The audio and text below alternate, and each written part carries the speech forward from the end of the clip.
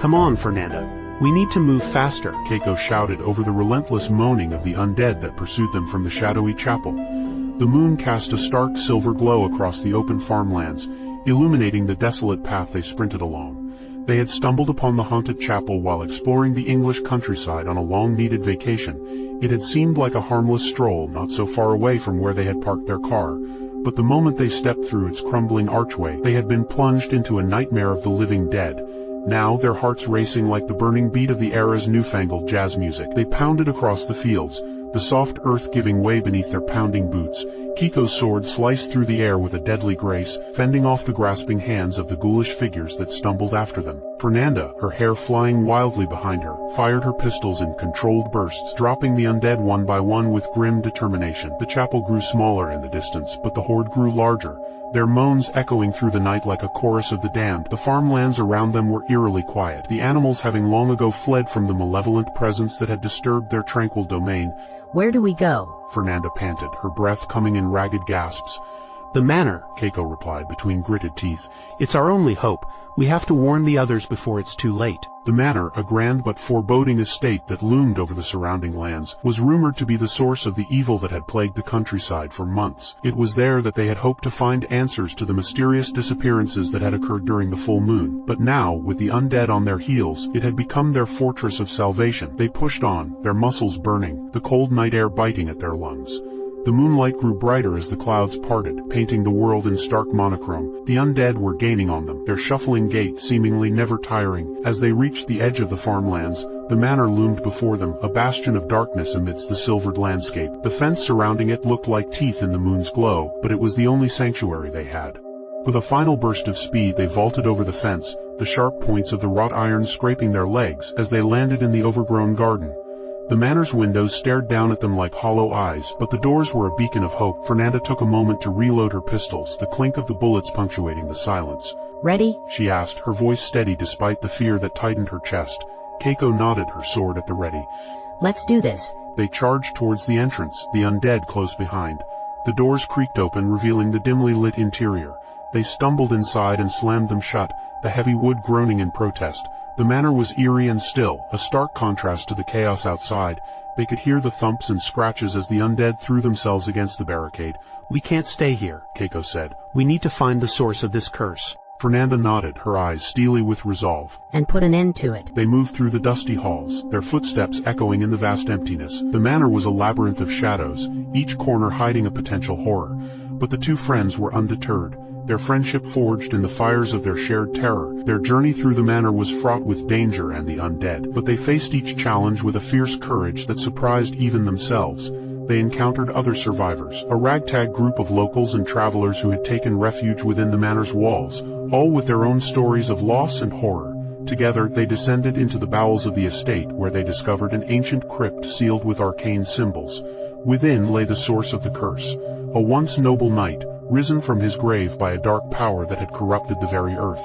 The battle was fierce, the air thick with the scent of decay and the acrid smell of gunpowder. Keiko and Fernanda fought side by side, their blades and bullets cutting through the undead that sought to protect their master. The knight, a towering figure in rusted armor, swung a sword that seemed to cleave through the very fabric of reality. But they were not alone. The survivors had followed them, each armed with what they could scrounge from the manor's storerooms.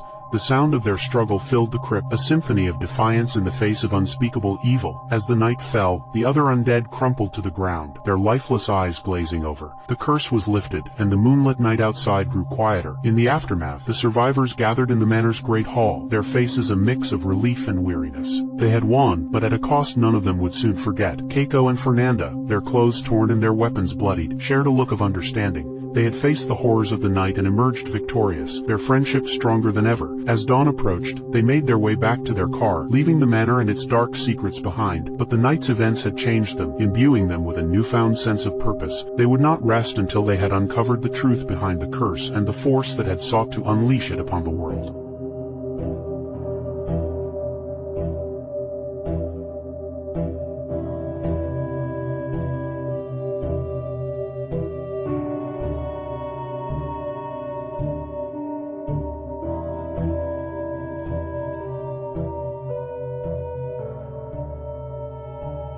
In the quiet countryside of Samhein, a solitary figure emerged from the shadows of a dilapidated barn. Rain pattered against the corrugated metal roof, creating a soothing rhythm that stood in stark contrast to the tension in the air. The figure was Keiko, a young woman with jet black hair that clung to her face like a curtain of ink. She was dressed in a simple yet sturdy ensemble of leather and cloth, with a sword sheathed at her side that gleamed faintly in the moonlight. Her eyes darted around the darkness, searching for any signs of movement. Fernanda, a sharp-eyed federal agent from the city, stepped out from behind Keiko, her trench coat slick with rain. She held 2 pistols with the ease of someone who knew their purpose all too well. You sure this is the place? She called out, her voice a low murmur that barely broke the serenity of the night. Positive, Keiko whispered back. Her gaze never leaving the horizon. The chapel should be just over that hill. They had received a tip about a disturbance in the area, something that didn't sit well with the locals who had long ago abandoned the old chapel to the whispers of ghosts and the embrace of ivy. The call for help had been faint, almost lost amidst the static of the radio, but the urgency was unmistakable. Now, as they approached the hill, the silence was shattered by an eerie wail that sent chills down their spines. It was a sound that didn't belong to any creature of the night they had encountered before. Keiko took a deep breath, gripping the hilt of her sword. Stay alert, she warned Fernanda, her eyes narrowing into slits. Fernanda nodded, her grip tightening on her pistols. Always am. Together they climbed the hill, the rain turning the soil into a treacherous slip of mud beneath their boots. At the crest, the chapel loomed before them, a gothic silhouette against the moonlit sky. The ivy had reclaimed much of the stone structure, twisting around the arches like a serpent in slumber. The wooden doors hung askew on their hinges, inviting them into the abyss of the unknown. As they approached, the wail grew louder, more anguished. It was a sound that seemed to echo from the very bowels of the earth. Keiko's heart pounded in her chest, a drumbeat of dread that grew stronger with each step. Fernanda looked over her shoulder, her eyes searching for any sign of what awaited them within the chapel's cold embrace. The doors creaked open, revealing a stale, damp interior. A shiver ran down Keiko's spine as she stepped through the threshold, her boots squelching on the wet stone floor. The air was thick with the scent of decay and something else, something unnatural. They moved cautiously, their flashlights cutting through the darkness to reveal rows of pews, a dusty altar, and the stained glass windows that had once held the promise of divine protection. The wail grew into a cacophony of moans and shrieks. The pews began to shake as the undead surged from the shadows, their decaying limbs reaching out to grab at the living intruders. Keiko and Fernanda had stumbled into the heart of a horror that neither could have imagined, and it was now their fight for survival had only just begun. Fernanda raised her pistols, firing into the mass of decaying figures. The bullets found their marks, sending several of the creatures to the ground, but more just kept coming. Keiko unsheathed her sword, the steel ringing through the air as she swung it in a graceful arc, cleaving through the nearest zombies with ease. Yet for every one she brought down, 3 more took its place. They fought their way to the center of the chapel, the air thick with the smell of gunpowder and the acrid tang of the undead.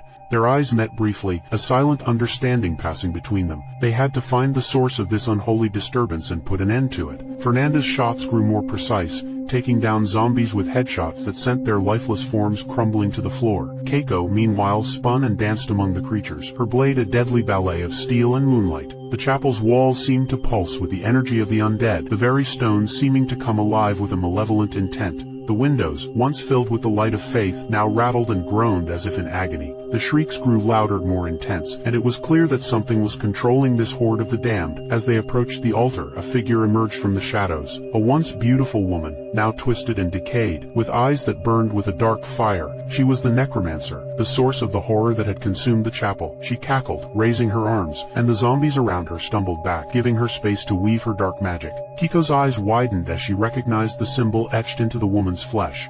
It was a mark of the ancient Order of the Riven, a cult long thought to have been eradicated. We're dealing with more than just a local disturbance, she shouted over the din. Fernanda nodded grimly, reloading her weapons. We need to end this, now. They braced themselves, the air crackling with tension as the necromancer began her incantation. The ground beneath them trembled, and the zombies grew more frenzied. Keiko took a deep breath, focusing her energy. We can do this, she murmured. Fernanda stepped forward, her pistols aimed unwaveringly at the necromancer. Together, she agreed, her voice steady despite the chaos around them. With a shared look of determination, they charged the altar, ready to face whatever dark powers lay ahead.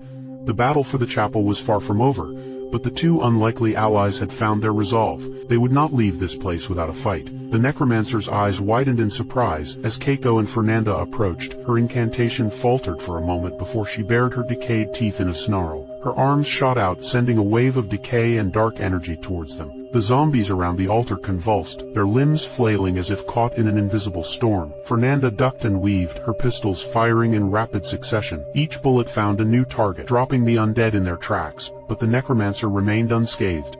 Keiko leaped into the fray, her sword a blur of silver in the dim light. The necromancer conjured a shield of bone and decay, blocking the blade's path, but Keiko's momentum didn't falter. Their swords clashed with a sound like thunder, the necromancer's power pushing back against Keiko's strength. The force of the impact sent shockwaves through the chapel, knocking loose dust and debris from the ceiling. Keiko's eyes never left the necromancer's, her every move calculated, precise. Fernanda circled the fight, searching for an opening. Her shots had little effect on the shield, but she knew that if she could distract the necromancer, Keiko could deliver the killing blow. She took a deep breath and sprinted forward, firing at the woman's exposed flank. The necromancer howled in anger, her concentration broken. Keiko saw the opening she needed and struck, her sword cutting through the bone barricade and into the necromancer's chest. The creature's eyes went wide with shock and pain before she crumpled to the floor, her dark magic dissipating in a cloud of noxious fumes. The remaining zombies stumbled, their lifeless eyes searching for a new command that would never come. Keiko and Fernanda didn't wait for them to recover. They moved in tandem, finishing off the stragglers with cold efficiency. The air grew still, the only sound the slowing of their racing hearts and the hiss of rain outside.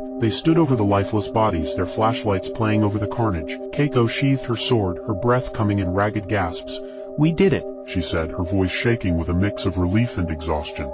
Fernanda holstered her pistols, her expression grim. But we can't rest yet. We need to find out how she raised this army and who else might be involved. They stepped out of the chapel into the cold embrace of the night, the rain now a gentle patter. The moon had moved across the sky, casting long shadows across the farmlands. The horizon was a murky blend of dark clouds and the promise of more danger to come. But as they looked out over the battlefield, the first light of dawn began to creep over the horizon. The undead had been defeated, but the battle was only the start of a much larger war. A war that would take them deep into the heart of the Riven Order and the dark secrets it had buried in Samhain's soil.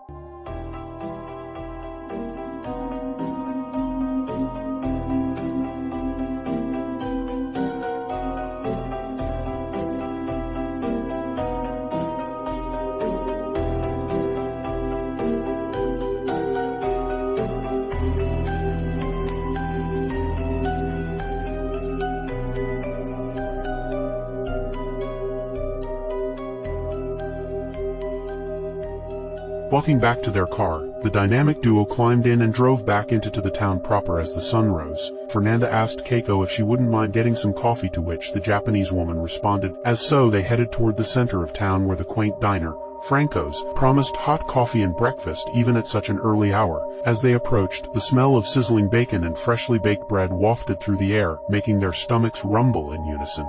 Inside the diner was a warm contrast to the coolness outside. The bell above the door chimed as they entered, and the chatter of early morning regulars fell to a hush. They took a booth by the window, the worn leather sticking slightly to their clothes. A waitress, her apron stained with grease, approached with a pot of steaming coffee and 2 mugs. What can I get for you gals? 2 eggs over easy, toast and that bacon, Keiko ordered without looking at the menu. Fernanda glanced at her, raising an eyebrow. You always go for bacon wherever we go. Keiko shrugged. It's reliable, like us. They both chuckled, the tension of the night's events lifting slightly. But as they sipped their coffee, their conversation turned serious once more. We need to figure out the extent of this Riven Order, Fernanda said, her dark eyes intense. That necromancer and that zombie knight weren't just random cultists. They had to be connected. We need to find out if anyone else in town is involved. Keiko nodded, her own gaze thoughtful. And if they are, we need to do it quickly before they regroup. Their food arrived, but before they could dig in, a young boy with a newspaper rushed in, his cheeks flushed with excitement. You're the ones who took down the zombie knight, he exclaimed, slapping the paper onto their table. The headline read, Heroes Save Samhein from Supernatural Terror. The agents shared a look. They hadn't expected this kind of attention. That case had been closed about a week ago. The boy waited, eager for their response. We're just doing our job, kid, Keiko said with a forced smile, not bothering to mention that they would most likely be in the papers again rather soon given where they had just come from. Fernanda leaned in, her voice lowering. But he's right. We can't let this go unnoticed. We're going to need all the help we can get if we're going to stop them. The diner's chatter grew around them again as they unfolded the newspaper, but their minds were already racing ahead to the next step in their investigation. They had a feeling this was just the beginning. Let's go to Mist Kanoma University, Keiko suggested. They might have some archives on local history and any cult activity. Maybe we can find more about what is going on. Fernanda nodded. Good idea. They scarfed down their breakfast, the urgency of their mission leaving little room for pleasantries. The food was simple but satisfying. The eggs just the right amount of runny and the bacon perfectly crisp. They left a generous tip on the table and headed out into the crisp morning air. They chose to ditch the car, as the university was a short walk from the diner nestled along the river's edge. Its Gothic architecture, a relic from the town's founding, cast long shadows that seemed to dance in the early light. As they approached, the sound of the river's flow mingled with the distant chimes of the university's clock tower, chiming the early hour. Once inside, the scent of old books and dust filled the air. They navigated through the quiet halls to the archives, the silence of the early morning amplifying their footsteps. The librarian, a stern woman with spectacles perched on her nose, looked up from her desk as they entered. She eyed them curiously before pointing them to the section they needed. The archives were a labyrinth of dusty bookshelves and yellowed parchment. They spent hours poring over documents, their eyes scanning for any mention of the Riven Order, which eventually they did. The more they read, the more they realized the depth of the cult's influence. It had been embedded in the town's history for centuries, like a festering wound waiting to be lanced. As the day grew late, they stumbled upon a dusty tome that held the answers they sought. It spoke of the Riven Order's 3 founding members, each with a specific role to play in the resurrection of an ancient evil. The Necromancer and the Zombie Knight were 2 of them. The third, they discovered with a mix of dread and excitement, was the Castellanos family, whose line had remained unbroken to this day. This is it, Fernanda murmured, her eyes wide with realization. The mayor's family. We need to talk to Agios and Mandy quick. They were all over this a couple weeks back. I actually teamed up with them momentarily as they sought to rescue the mayor's daughter Lila from the cult of Nyarlathotep. Geez Louise, this is bigger than we thought. They copied down the relevant information they had discovered, and left the university, the weight of their newfound knowledge heavy on their minds. It had been a long day of research, and as they stepped into the fading light of the afternoon, they knew that their next move would be crucial. The Riven Order had been active for too long, and it was up to them to unravel the threads of darkness that bound Samhein. Their case was only just beginning. Fernanda called Agios and Mandy, her voice tight with urgency. We've got intel on the Riven Order. You need to hear this. A brief silence followed before a gruff voice responded. We're all ears. They met in a secluded corner of the town square, the shadows cast by the dull oak trees offering them some privacy. Agios, a handsome knockabout guy with a confident if semi-amused expression, and Mandy, a cute yet clever woman, listened as Fernanda and Keiko recounted their findings. Mandy leaned back, her hand on her chin. So the Castellanos are in on it, she said, her eyes narrowing. That villainous mayor? Agios nodded gravely. We need to tread carefully. The Order is likely powerful, and they won't take kindly to us poking around. They agreed to combine their efforts and pool their resources. With the sun dipping below the horizon, they knew time was of the essence. They had to act before the Riven Order could recover from their recent losses. The 4 of them decided to split up and cover more ground. Keiko and Fernanda would visit the mayor's office under the guise of a routine checkup, while Agios and Mandy would investigate the Castellanos family mansion, located on the outskirts of town, a place they were already all too familiar with. It was a risky plan, but one they felt was necessary. As they parted ways, the air grew colder, a harbinger of the challenges ahead.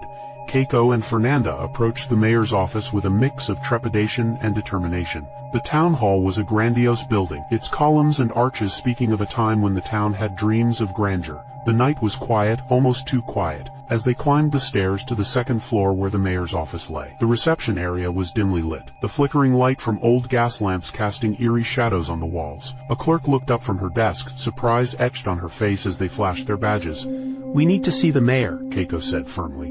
It's an urgent matter. The clerk nodded, her eyes wide, and scurried to inform the mayor. As they waited, Fernanda couldn't shake the feeling that something was off. The silence was oppressive, the air thick with tension. When the mayor finally appeared, his smile was forced, his eyes darting around the room. Keiko noticed the slight tremble in his hand as he offered them a seat. "What brings you here, agents?" he asked, his tone too casual for the late-night visit. Fernanda slammed the tome on the desk. The Riven Order, she said bluntly.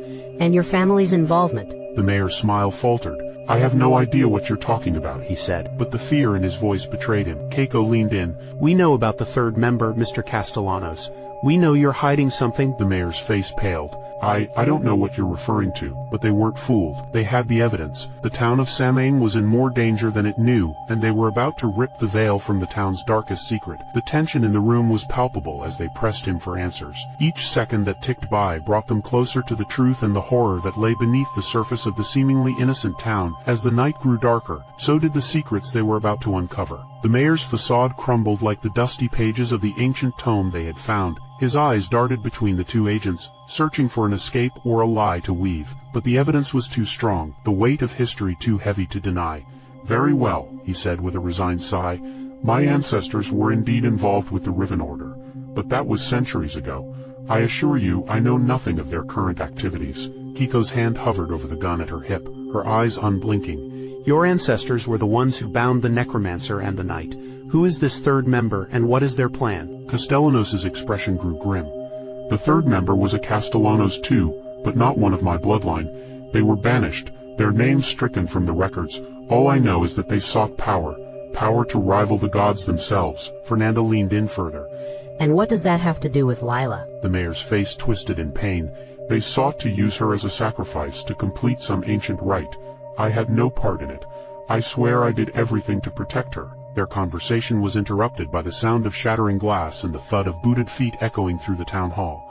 The Riven Order had found them. With no time to waste, the agents bolted from the office, guns drawn. They sprinted through the hallways, the sound of their pursuers growing louder. The mayor, his fear genuine, led them to a secret passage in his office, whispering for them to hurry. Once inside, the passage was tight and musty, the air stale with the scent of decay. They moved quickly, the dim light from their flashlights bouncing off the cobwebbed stones. Behind them the footsteps grew closer. Fernanda whispered into her radio, her voice tight with fear. Agios, Mandy, we've got company. The order's on to us. The reply was immediate and urgent. We're on our way. Stay put, we'll find you. But there was no time to wait. The passage grew narrower, the air pulled her. The smell of the river grew stronger, hinting that they were approaching the town's edge. Suddenly, the walls gave way to a hidden chamber beneath the town square. The chamber was filled with ancient artifacts and symbols of the Riven Order. At its center was a stone altar stained with what looked like dried blood. On it lay a book, open to a page detailing a ritual that made their skin crawl. It spoke of the final member, the one who would bring the ancient evil back to life. Fernanda's eyes widened as she read the name aloud. Lila Castellanos. The footsteps grew louder, the cultists closing in. The four of them had to move fast. They had to find Lila before it was too late, before the Riven Order could complete their dark ritual. The chase was on, the fate of Samhein hanging in the balance. They emerged from the passage into the cold night, the town square eerily empty, but they knew the Order was watching, waiting for them to make their move. Their hearts raced as they split up, each taking a different path. The clock tower chimed in the distance, a haunting melody that seemed to echo their urgency. Fernanda and Keiko headed towards the mansion, while Agios and Mandy set off to warn the townsfolk. They had to trust that their allies would arrive in time to help them face whatever horrors the Riven Order had in store. The night grew colder, the shadows deeper. As they approached the mansion, the moon cast a sickly light over the property, highlighting the twisted gargoyles that adorned the roof. The house seemed to breathe with malevolence, a living monument to the town's dark past. They heard the chanting before they saw the cultists, a low guttural sound that seemed to rise from the very earth beneath their feet. They knew the final battle was at hand, and it would take all their strength and cunning to survive the night. With stealth and precision, they approached the mansion's gates, the iron bars cold to the touch. The chanting grew louder, the air thick with the scent of incense and something far more sinister. Keiko signaled for Fernanda to cover her as she picked the lock. With a soft click, the gates swung open. They slipped into the shadows, their boots silent on the damp grass. The mansion's windows glowed with an unnatural light, the flickering of candles dancing against the curtains. The chanting grew louder, a cacophony that sent chills down their spines. They split up again, Keiko circling around to the back while Fernanda took the front. The house was a maze of dusty corridors and cobweb chambers, each step echoing like a gunshot in the stillness. Fernanda reached the grand hall first, her heart pounding in her chest. The sight before her was one of pure horror. A circle of cloaked figures surrounded the altar, their eyes ablaze with an unholy light. At the center, bound and gagged, was Lila Castellanos, her eyes wide with terror. The agents didn't hesitate. Keiko burst through the back doors, her blade flashing. The cultists were caught off guard, their concentration on the ritual shattered. Fernanda charged from the front, her pistols drawn. The fight was swift and brutal, the air filling with the acrid smell of gunpowder and the screams of the dying. Keiko took out two cultists with swift arcs of her katana blade, their robes staining the floor with crimson. Fernanda fought her way to the altar, slicing through the ropes that held Lila with a knife from her boot. As they fought, the room grew colder, the air crackling with dark energy. The ritual was nearing its climax, and the ancient evil they sought to banish was beginning to stir. The leader of the cult, a tall figure in a hooded cloak, raised a dagger high above Lila's chest. His voice beamed over the chaos, his incantation almost complete. With a roar of defiance, Keiko leaped over the writhing mass of bodies, her katana aimed at the leader's head, but she was a second too late. The dagger plunged down, the room went still, and the world around them darkened as if swallowed by a black hole. When the light returned, the leader lay on the floor headless, but it was too late. The ancient evil had been released and the battle for Samhein's soul had only just begun. The creature that had once been a man stood before them, a monstrous amalgamation of decay and malice. Its eyes were pools of shadow, and its mouth stretched into a twisted grin that seemed to split its skull in two. The air was thick with the stench of the grave, and the very earth trembled beneath their feet. Fernanda, holding on to Lila, whispered a prayer she hadn't said since she was a child. Lila was shaking, her eyes squeezed shut, but she was alive. The creature's gaze fell upon them, and it let out a guttural growl that sent shivers through them. They had to move fast. Keiko shouted orders, her voice cutting through the chaos. Get Lila to safety, I'll hold it off. Fernanda didn't argue. She grabbed Lila's arm and sprinted towards the mansion's exit, her heart pounding like a drum. Lila's legs wobbled, but she found the strength to run. The creature lurched after them, its movements jerky yet alarmingly fast. Keiko took a stand, her blade dancing. The katana tore into the creature, but it barely flinched. She knew they were in over their heads, but she had to buy them time. As Fernanda and Lila disappeared into the night, she retreated into a side room, her eyes never leaving the monstrosity that pursued them. The room was filled with artifacts, relics of the Riven Order's dark past. Her eyes fell upon an ancient scroll, and she had a hunch. With trembling hands she unfurled it, her eyes scanning the arcane symbols. There had to be a way to stop this. The creature slammed into the doorway, its rotting fists pounding on the wood. Keiko's eyes fell upon a symbol that looked like a star, surrounded by a circle. It resonated with power. With a deep breath she spoke the incantation, the words foreign yet familiar on her tongue. The air around her crackled, and the creature hesitated, its movements faltering. The door shattered, and it lunged. Keiko stepped aside and slapped the scroll against its chest. The creature let out a scream that seemed to shake the very foundations of the mansion. It convulsed, the dark energy that had animated it dissipating into the night. As the creature collapsed into a pile of bones and dust, the tension in the room evaporated. Keiko ran to the exit, her heart racing. They had to find Fernanda and Lila. Outside, the town was in chaos. The cultists had emerged from their hiding places, wreaking havoc. The four agents had to fight their way through the streets, their path illuminated by the flickering lights of torches and the flaming buildings. They found each other in the town square, regrouping under the watchful eye of the statue of Samhein's founder.